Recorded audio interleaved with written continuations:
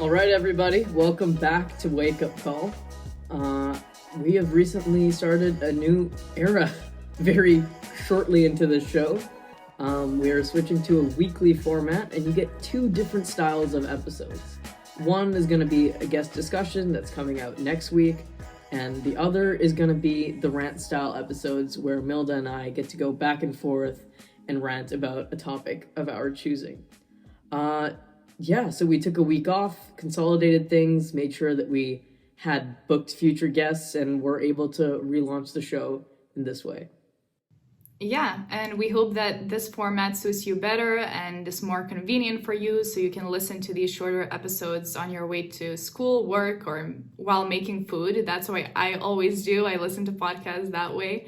And also we hope to have more interaction in these rants and not just make them like these huge monologues, but also discuss a bit more and debate maybe even, because me and Vishwa's ideologies or opinions do differ a lot of the time.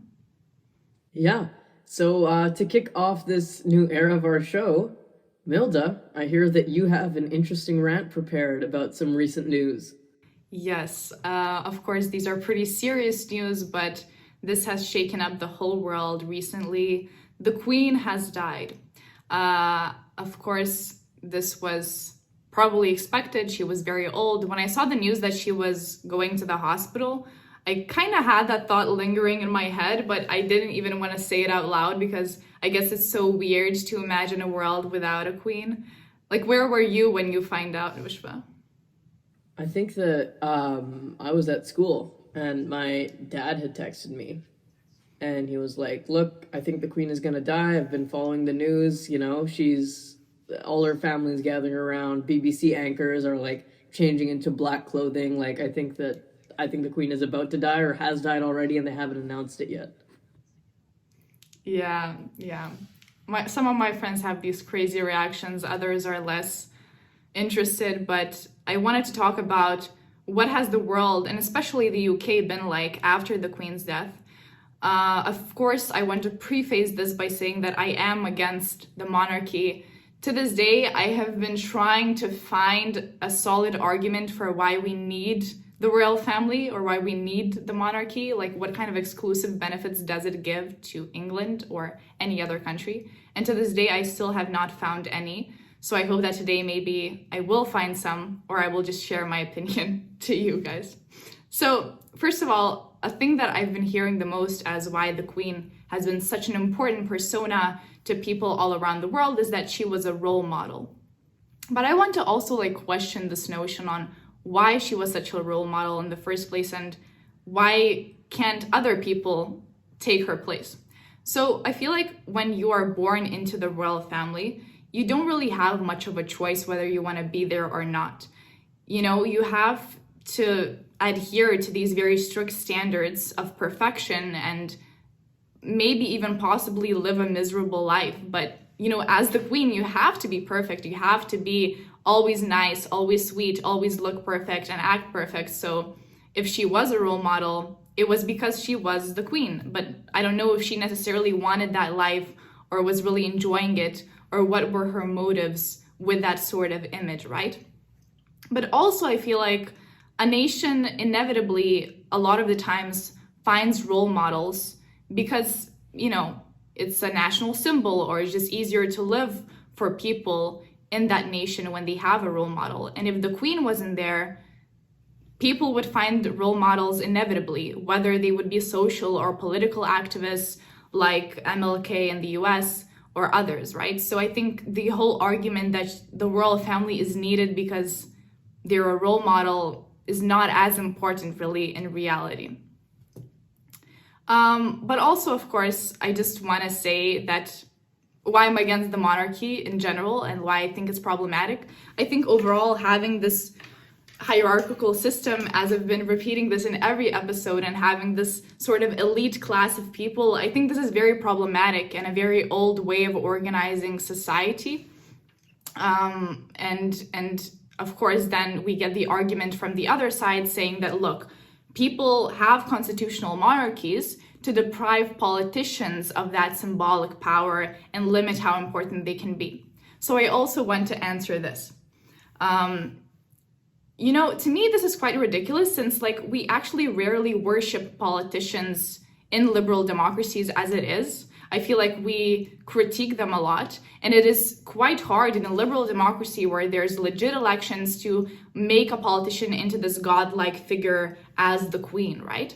But moreover, I feel like if the antidote and like the deterrence mechanism to limit a politician's symbolic power is to put an elitist, insanely rich person in power as a monarch, I think this whole thing is quite absurd. Like, I think there are way more and other mechanisms to limit a politician's power to make sure that they're being checked and balanced with certain political incentives or even rules, rather than putting a symbolic person and spending so much money to like keep it alive and sort of keep the image of it, right? Okay, so now that that's that, I debunked these two big arguments that I wanted to. I'll move into telling you some things that have happened after the Queen's death. And of course, this was probably expected because like even when I was a child, I remember my parents used to like tell me stories. Oh, when the Queen is going to die, the whole world is going to change. The whole TV screens are going to turn black and there's going to be nothing but like news about the Queen. And I always was like, yeah, whatever, okay. But really, the reaction has been pretty crazy, and not only from the media, but also in other spheres of life. So, of course, what has been particularly surprising to me, I guess, from the more social side, is that people like my acquaintances who probably never even thought about the Queen as anything or never even followed politics, of course, felt this emotional bandwagon feeling and started posting them on their IG stories, how much they care about the Queen and stuff. To me, this is always absurd. Like, don't act like you care about a dead person when you actually never cared about them when they were alive. But also, even states that were like formerly colonized, like Pakistan, have like dedicated constant coverage of the Queen, right? Whose throne, if sold, could single-handedly like end poverty in half a dozen countries, right? And even then, I think what also has happened is after the Queen's death, many people said that this is the right moment now to show their opinions of the monarchy. And a lot of people are now protesting for a republic, saying that they do not support the monarchy, saying that they do not support the Queen and stuff. And the police is literally charging some of these people with offense, right? So I wanted to kind of talk more about this because I was reading, and actually, apparently for England and Wales, the police is like authorized to arrest people if they think that they may cause harassment, alarm, or distress. And to me, this is quite absurd because like offense or distress or harassment are such arbitrary words. Like in this day and age, anyone can tell anything to me and I can tell that they're offending me. And this would be seen as a legitimate thing. However, it doesn't necessarily have to be like that. People are just extremely sensitive nowadays. But yeah, people are being charged with this. And I think this is horrible because there's a very clear power dynamic here where people cannot even exercise their freedoms, such as the freedom to protest, the freedom of speech, the right to a fair trial, and the police and the government, which have more power, are just basically not letting them show their opinions. And I think this is very unjust. Another thing is that hospitals are canceling appointments for people, even cancer patients, right? This has been absolutely bizarre to me. Of course, the NHS doesn't have a good reputation, but to cancel appointments for people who have life-threatening diseases, for people who wait for those appointments for weeks, if not months, for people who might themselves die if they don't get this appointment, is quite absurd. Like, do we value the Queen's life more or a regular person's? I think that the values of the government in this question are extremely clear, that they value the Queen more than a regular person's life, where we should be actually valuing everyone's life equally. yeah, so cancer just does not follow royal protocol. So I really hope that the UK's government knows this. Another thing, and this has been stressed in the news also a lot, is that basically after the Queen's death, the government of the UK and its life changes significantly because, for example, the MPs get 7 days holiday break. Overall, Parliament is suspended for 10 days. It doesn't work. And there's like 2 days mandatory recounting memories of the Queen. And I guess this would be fine if the world was living in a quite peaceful time. But right now we're living in the time of war, in the time of crazy inflation, energy, housing, climate change crises, in a time where like we really shouldn't be not working in government, not taking vacations because people are literally dying because they cannot afford to eat every single day. So I think a bigger sign of respect would not be taking a vacation when the Queen dies, but rather actually working for the people who elected you and gave you power in the time where they need you most. And then lastly, I wanted to talk about money and sort of weigh how much the Queen's funeral is going to cost and what that money could actually do to help the people that are living in the UK. So it is predicted that $9 million are suspected to be spent on the Queen's funeral. Of course, this already comes amid like skyrocketing costs of living, of food, of basic services. But you have to notice that right now, statistics show that over 2 million people in the UK cannot afford to eat every single day. So if you would, for example, sell the Queen's crown or not spend so much money on her funeral, you could single-handedly help all of these people escape this position. So once again, this really clearly shows where are the priorities of the government.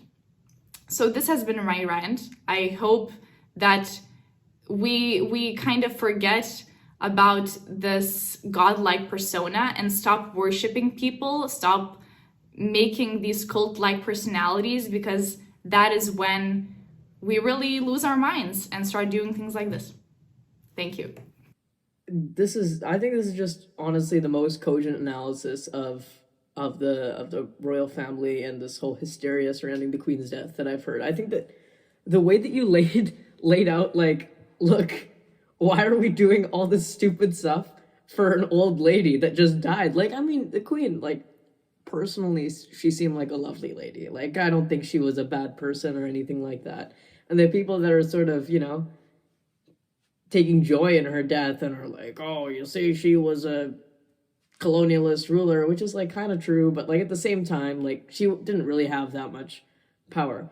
But the amount of mass hysteria in Canada, they're doing the same thing. They're like, all the MPs the other day were like reading these like long speeches about how like they're mourning the Queen. Like it's honestly, look, I think the Queen seemed like a nice old lady. She's, just like an old grandma or great grandma, just an old lady. But I don't think she was really much more than that. Yeah, I mean, I don't know. There's also like, the whole scandal with Meghan Markle and the Queen and the racism in the royal family.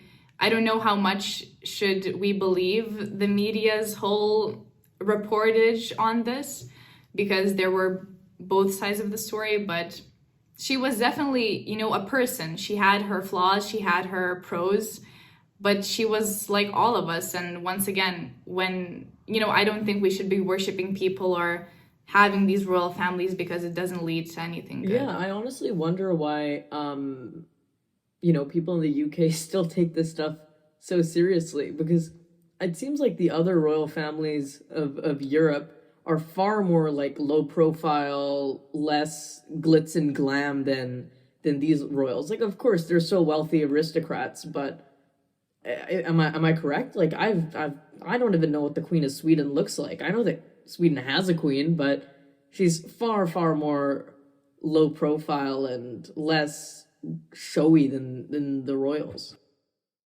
Yeah, I think even in the Netherlands, they have a royal family, but like I literally heard a story that a child of the royal family is going to like a regular university with like some of my acquaintances and stuff. So, you know, this just shows that it's very different. Yeah, I mean, I think the other thing that we do need to talk about is how um I think that I can only speak from a perspective of like things around me and things that I'm seeing. But I think had the Queen died even 10, 15 years ago, there would have been at least a lot more. See, like most of the grief that I'm seeing is like through the media or like through social media. And I'm sure in England it's quite genuine and quite large.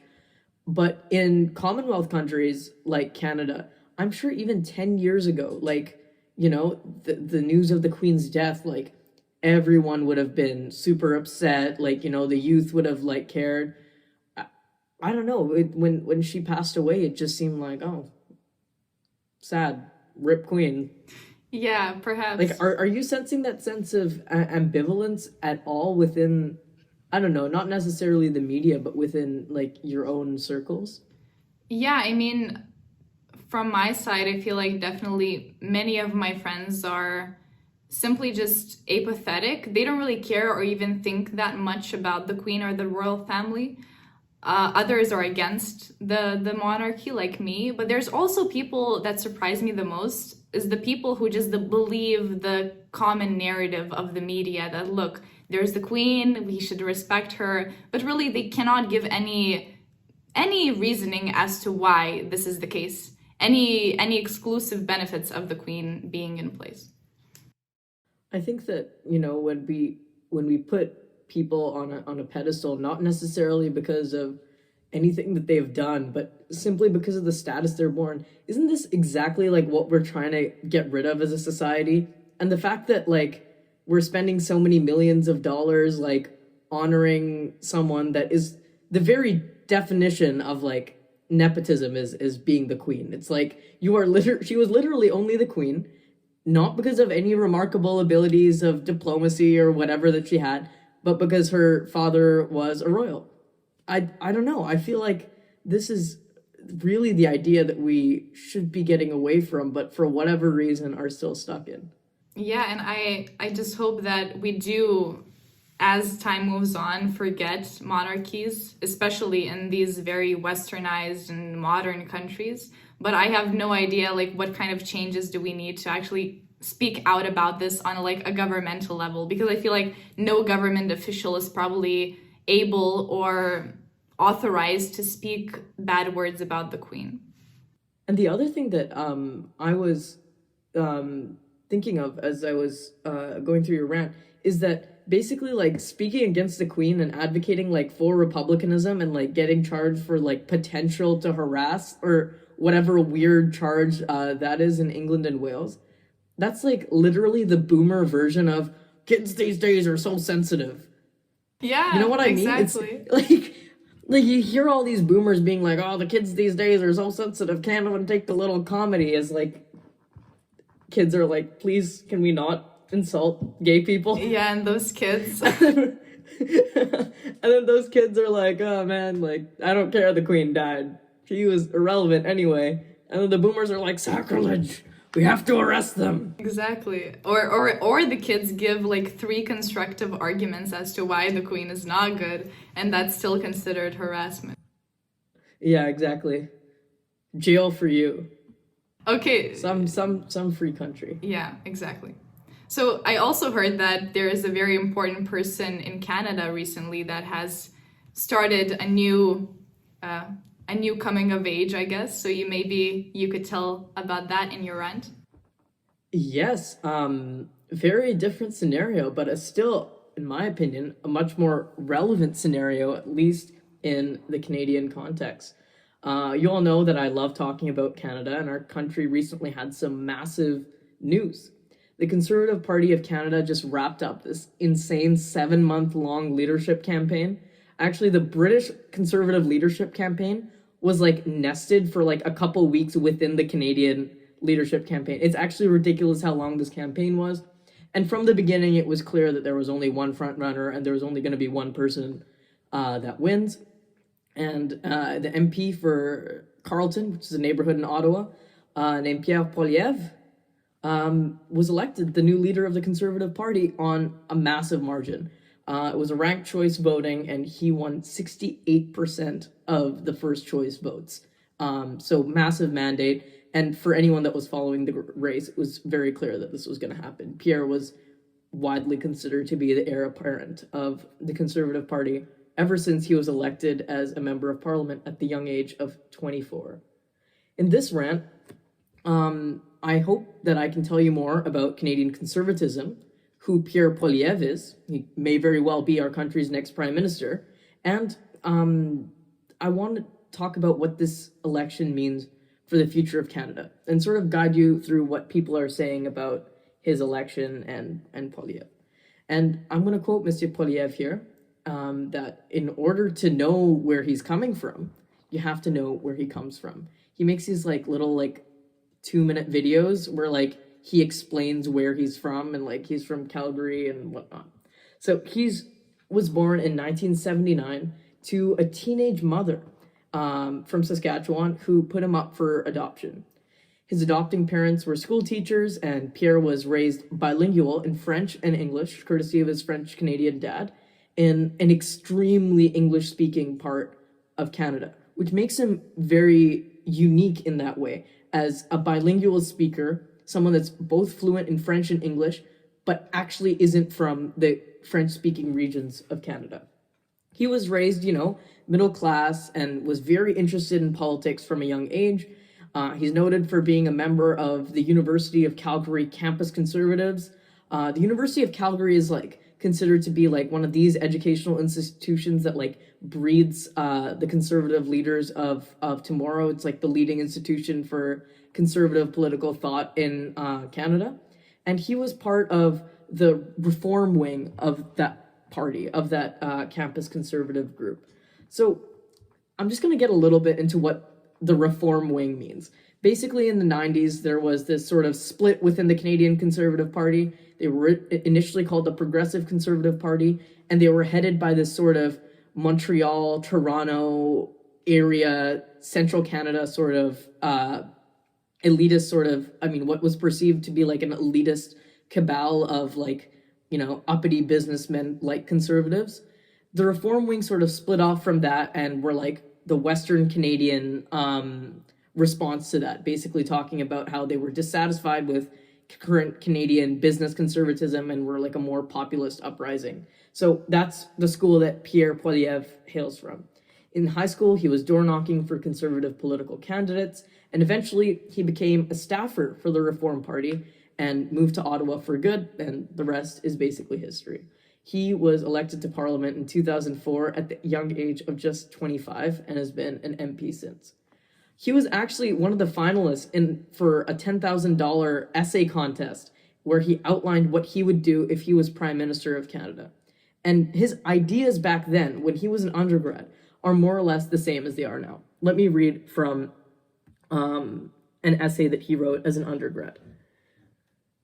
The freedom to earn a living and share the fruits of labor with loved ones. The freedom to build personal property through risk-taking and a strong work ethic.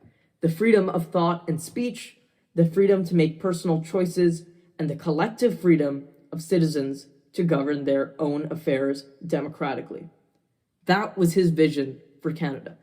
Now let me read what he said just a few short months ago from his opening campaign announcement for the CPC leader. Together, we will make Canadians the freest people on earth, with freedom to build a business without red tape or heavy tax, freedom to keep the fruits of your labor and share them with your loved ones and neighbors, freedom from the invisible thief of inflation, freedom to raise your kids with your values, freedom to make your own health and vaccine choices, freedom to speak without fear, and freedom to worship God in your own way. Wow. These are nearly identical, and I think it shows how precise Pierre Poilievre has always been within his ideology. He is the freedom guy. He cares about freedom. He says freedom all the time. That's his campaign slogan, and that's very likely the slogan that he's going to be using when he's running for prime minister whenever the next Canadian election is. Throughout his career, Pierre has not only been incredibly consistent he has been incredibly partisan. He is aggressive to the point of abrasive. And occasionally this leads to him just being a total jackass and being obtuse and stubborn and just hyper partisan. This is why conservatives love the guy, because he is the best person in the entire world at getting under the skin of the liberals and Justin Trudeau in particular. Trudeau and him, do not get along. I think this was most evident during the We Charity scandal, where he was in charge of questioning the Liberal government's, conflict of interest contract with the We Charity headed by the Kielburger brothers. He was completely, just ruthless and thorough with them. He said, "How many dollars did your mother get from the charity, Mr. Trudeau?" Just a dollar figure, just a dollar. He just went completely ham at him. And I think that's where a lot of Canadians started to figure out who this guy really was. Through this attack dog mentality is a man that is, by all accounts, to friends and foes alike, actually incredibly intelligent and well-read. Here's how Maclean's magazine described him in one of their profiles. He is highly intelligent, insightful, and reflective when not on display, but snide and reductive when he is. I think this is a perfect description of exactly who Pierre Poilievre is. Really annoying in public, really grating. Not my personal cup of tea, but the cup of tea to a lot of conservatives. But behind all that rough exterior is actually a guy that is quite smart and is quite intelligent and actually knows what he's talking about. People that I've spoken to that have met him in private have said, look, this guy in public, when he's questioning Trudeau, is nothing like the man that, I had an hour-long conversation over coffee with. He's super, humble, relaxed guy. So let's talk about some specifics on his policy. Critics of Poilievre have accused him of running on buzzwords and empty platitudes rather than real policies, and have criticized policies that he's put out as at best questionable and at worst really dangerous. And I think this is a fair criticism. By the way, this criticism is directly from Justin Trudeau. And I think that Trudeau actually has a point here. Earlier in the campaign, before the whole crypto crash happened, he encouraged Canadians to invest in cryptocurrencies as a hedge against inflation. And he appeared on some weird crypto bro podcasts and started talking about how he stays up at 3 a.m. watching YouTube videos on crypto and got into this weird libertarian tech bro sort of fringe. He also said that when he's elected, he would fire the Bank of Canada governor. The grounds for this are really murky at best. He says that the governor did not do enough to stop inflation. And I think this is pretty dangerous rhetoric here because it politicizes one of those institutions that's meant to be nonpartisan. The Bank of Canada governor is just a technocrat. He's just controlling interest rates. He's doing what he thinks is best. I'm sure the Bank of Canada has made mistakes. I'm sure they could have responded to inflation earlier. But this isn't some sort of political game that Poilievre can play. And that, to me, is his central problem. He sees everything as a political game between winners and losers. He has this ruthless, populist sort of sheen about him. The other small, minute detail in the fact that he's saying that he would fire the Bank of Canada governor is that he actually doesn't have the power to do that as prime minister. So, yeah, very weird. I think that Poilievre is also quite different from the generic right-wing populist in the sense that he's actually quite radically pro-immigration. That's one of his biggest and most cogent policy platforms, is to make it easier to get certification for skilled workers and increasing their pathways to getting work visas and things like that.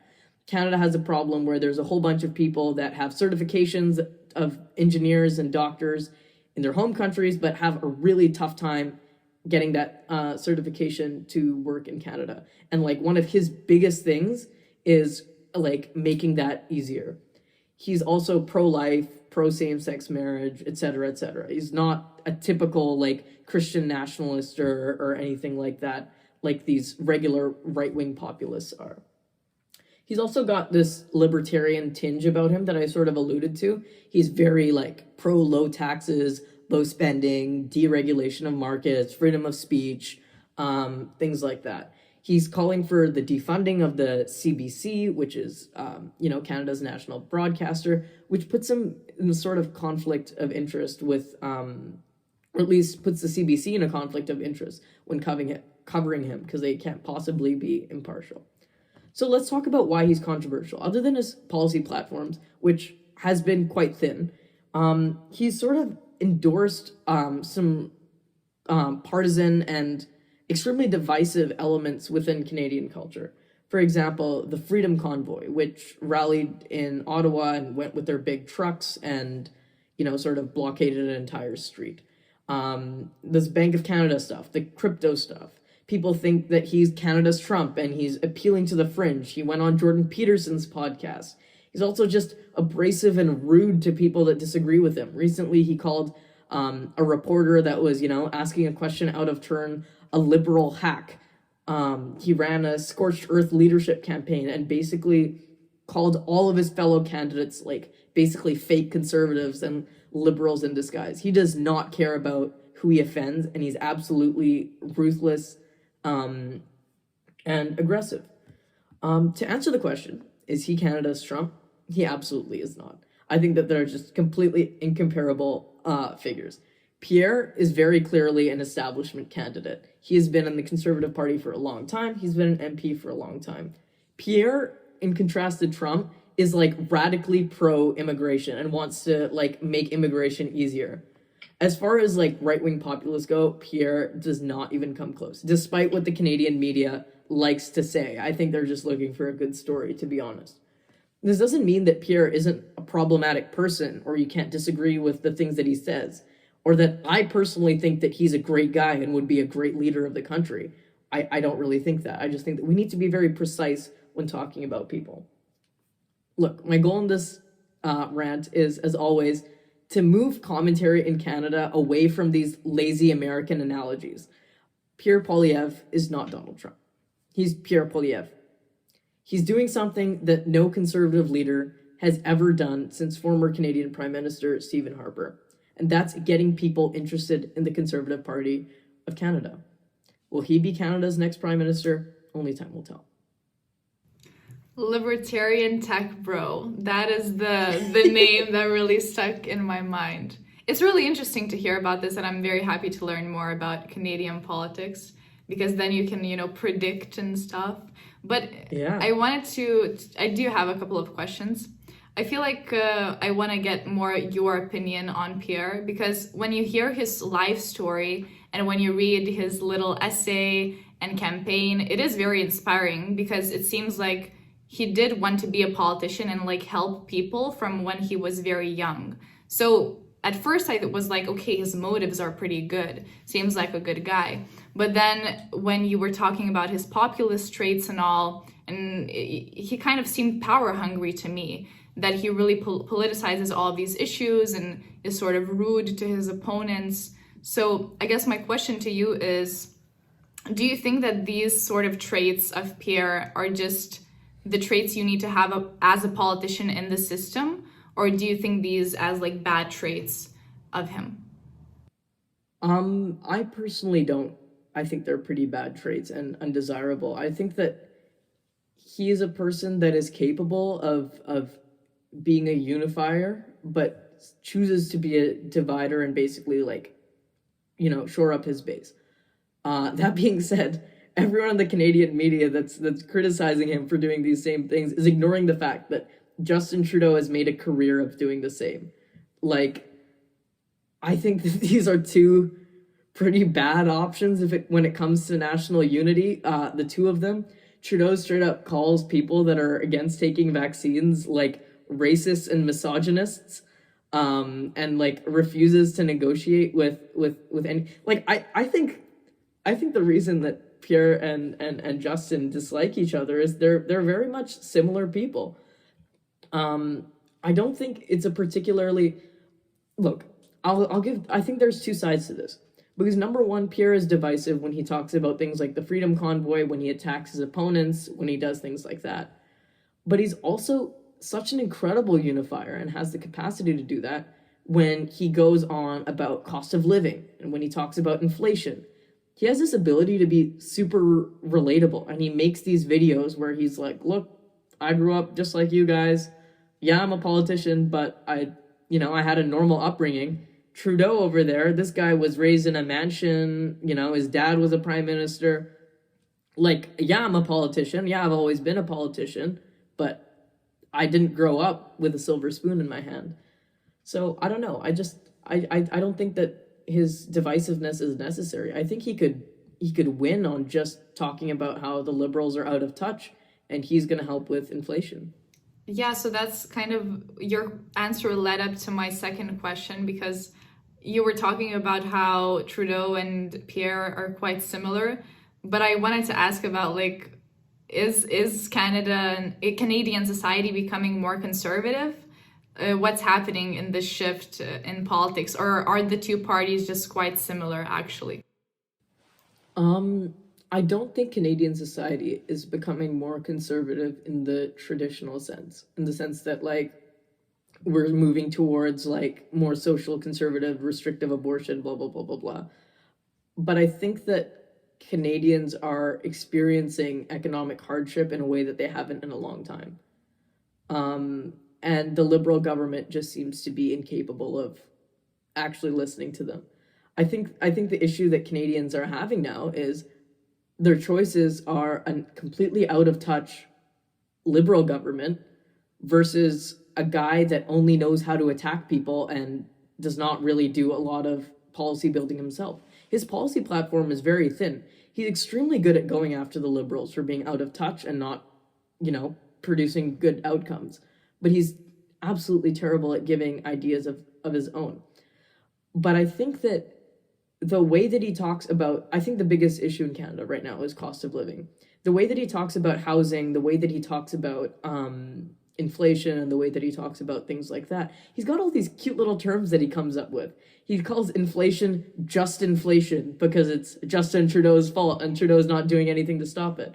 And I think the Canadians are responding to that. They're like, look, dude, Trudeau doesn't seem to be hearing my concerns. I can't feed my family anymore. This guy's at least listening to me, even if he's not producing any ideas of his own. But is, like, the change of parties a common trait in Canadian politics every election, like in the US, or not really? Like, the Liberals are mostly in power. They like to call themselves a natural governing party because they're sort of in the middle. Generally what happens is the Liberals are mostly in power, and every time they screw up and people get fed up with them, the Conservatives get in power. That's what's happened, historically, because the Liberals just can't avoid scandal. Like, they're just known as the party that always, like, gets in so much trouble for their political scandals. So that's generally what happens. It doesn't really flip very often. Trudeau's been in power for about 7 or 8 years now. Yeah, so this seems like it's a predictable thing. So if Pierre would become the next prime minister, do you think that his proposed policies and changes are viable and would actually be able to be executed? See, that's the tough thing, right? Because we don't really know what Pierre Poilievre's policy proposals are, other than his really weird stuff that he gets to shore up, certain communities' votes.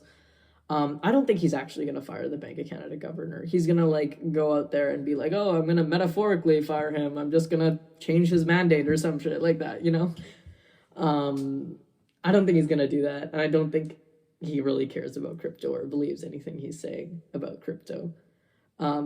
But I think that a lot of his policies are just generic conservative economic policies, like, cut taxes and lower spending. Especially after years of like deficits and things like that, maybe Canadians are like, you know what, maybe it is time for a little more restraint and things like that. I think he can. I don't think he'd be the worst prime minister ever, but I don't know. He'd have to definitely change his character a lot to be, in my opinion, like, prime ministerial. Yeah, definitely. Well, it will be interesting to see how everything follows in Canadian politics, and thank you so much for telling me about it. Yeah, definitely. I'll keep everyone updated. So that is a wrap, you guys. This is the end of our rant episode. We really hope you enjoyed it and it was convenient for you to listen to a shorter episode. We hope you learned a lot about the monarchy and Pierre Poilievre, and we will see you all next week with a new episode. As always, follow us on social media. We recently had a TikTok blow up. You can find us on all social medias at Wake Up Call Podcast. Yeah, all right. We'll see you next week.